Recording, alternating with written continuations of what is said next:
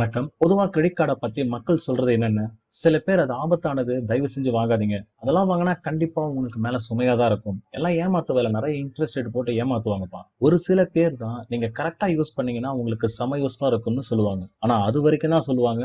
அதுக்கு மேல டீட்டெயிலா சொல்ல மாட்டாங்க. என்ன கரெக்டா? கவலைப்படாதீங்க, நான் எக்ஸ்பிளைன் பண்றேன் எப்படி யூஸ் பண்றதுன்னு ஒரு 10 பாயிண்ட்ஸ்ல. நீங்க நம்ம சேனலோட வீடியோவை ஃபர்ஸ்ட் டைம் பாக்குறீங்களா? அப்படின்னா மறக்காம ப்ளீஸ் சப்ஸ்கிரைப் பண்ணிடுங்க. ஏன்னா நம்ம சேனல்ல தொடர்ச்சியா government schemes, online document, certificates மற்றும் யூஸ்ஃபுல்லான பல வீடியோஸ் போடுறோம்.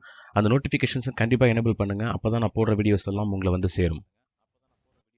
ஃபர்ஸ்ட் பேசிக்கா கிரெடிட் கார்டுன்றது நம்ம கூடவே இருந்து நமக்கு தேவைப்படும் போது கடன் உதவி பண்ற மாதிரி தான். இதுக்காக உங்க பேங்க் அக்கௌண்ட்ல ஏதாச்சும் அமௌண்ட் மெயின்டைன் பண்ணணும்னு கிடையாது. நீங்க எவ்வளவு அமௌண்ட் ஸ்பெண்ட் பண்ணிருக்கீங்களோ அந்த பேமெண்ட் நீங்க கிளியர் பண்ண மட்டும் போதும். இப்போ இந்த 10 பாயிண்ட்ஸ் என்னன்னு சொல்லி பார்ப்போம். ஃபர்ஸ்ட், உங்களுக்கு தகுந்த கிரெடிட் கார்டை சூஸ் பண்றது ரொம்ப ரொம்ப முக்கியம். பிகாஸ் ஆன்லைன் பர்ச்சேஸ் பண்றவங்களுக்கு ஒரு சில ஆஃபர்ஸ் இருக்கக்கூடிய கார்டு இருக்கு. அதே மாதிரி ஜுவல்ஸ் அதிகமா பர்ச்சேஸ் பண்றவங்க, ஃபியூல் அதிகமா போடுறவங்களுக்கும் தனித்தனி கார்டு இருக்கும். அந்த மாதிரி உங்களுக்கு தகுந்த கார்டை சூஸ் பண்றது ரொம்ப முக்கியம். செகண்ட், உங்க கார்டுல ஒரு அமௌண்ட் ஸ்பெண்ட் பண்ண போறீங்கன்னா உங்களால அந்த அமௌண்ட்டை நெக்ஸ்ட் மந்த்ல கிளியர் பண்ண முடியும்னா மட்டும் ஸ்பெண்ட் பண்ணுங்க. இல்லைன்னா கண்டிப்பா யூஸ் பண்ணாதீங்க. அப்படி கண்டிப்பா ஸ்பெண்ட் பண்ணி தான் ஆகணும்னு நினைச்சீங்கன்னா நீங்க இஎம்ஐ ஆப்ஷன் சூஸ் பண்ணிக்கோங்க. அதுவுமே சீக்கிரமா க்ளோஸ் பண்ணிடுங்க. தேர்ட், உங்க கார்டுக்குன்னு ஒரு கிரெடிட் அமௌண்ட் லிமிட் இருக்கும். அதுக்கு மேல நீங்க ஸ்பெண்ட் பண்ணாத மாதிரி பாத்துக்கோங்க. ஃபோர்த், பில்லிங் சைக்கிள் ரொம்ப முக்கியமான ஒரு பாயிண்ட் இது. எல்லா கிரெடிட் கார்டுக்கும் ஸ்டேட்மெண்ட் ஜெனரேஷன் டேட் அப்புறம் பேமெண்ட் டியூ டேட்னு இருக்கும். அது என்னன்னா, for example statement generation date எல்லா மந்த்லயும் 6th, அதாவது உதாரணத்துக்கு ஏப்ரல் 6th இருக்கு அப்படின்னா டியூ டேட் ஏப்ரல் 26th பே பண்ணி ஆகணும்னு சொல்லி இருக்கும். ஸோ 20 days உங்களுக்கு டைம் கொடுப்பாங்க. அதுக்குள்ள நீங்க அந்த பேமெண்ட் டியூவை கிளியர் பண்ணிடுங்க. இப்போ நீங்க ஏப்ரல் 7th அப்ப ஏதாச்சும் நீங்க பர்ச்சேஸ் பண்ணீங்கன்னா நெக்ஸ்ட் சைக்கிள தான் அதை சேர்ப்பாங்க. ஸோ பில்லிங் சைக்கிள் கண்டிப்பா தெரிஞ்சிருக்கணும். இது கூட உங்க பேங்க் கிட்ட ரெக்வஸ்ட் பண்ணி நீங்க வேணும்னா அந்த பில்லிங் சைக்கிளை வேணா மாத்திக்கலாம். Fifth, minimum due amount. இது நிறைய பேர் ரொம்ப தப்பா நினைச்சிட்டு இருக்காங்க.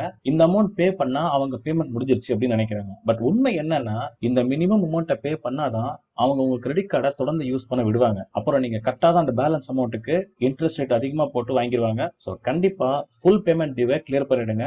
மறக்காம, அது ரொம்ப ரொம்ப முக்கியம். சிக்ஸ்த், இன்கேஸ் யாராச்சும் உங்க கிரெடிட் கார்டை அன்ஆத்தரைஸ்டா யூஸ் பண்ணிட்டாங்க, வித்தின் 24 ஹவர்ஸ்க்குள்ள நீங்க பேங்க் ஆப்லயோ இல்ல கஸ்டமர் கேர்லயோ அந்த டிரான்சாக்ஷனை டிஸ்பியூட்னு சொல்லி நீங்க பண்ணா மட்டும்தான் அந்த அமௌண்ட் உங்களுக்கு திரும்ப கிடைக்கும். இன்கேஸ் 24 ஹவர்ஸ்க்கு அப்புறம் நீங்க பண்ணீங்கன்னா அந்த அமௌண்ட் திரும்ப கிடைக்குமான்றது கண்டிப்பா தெரியல.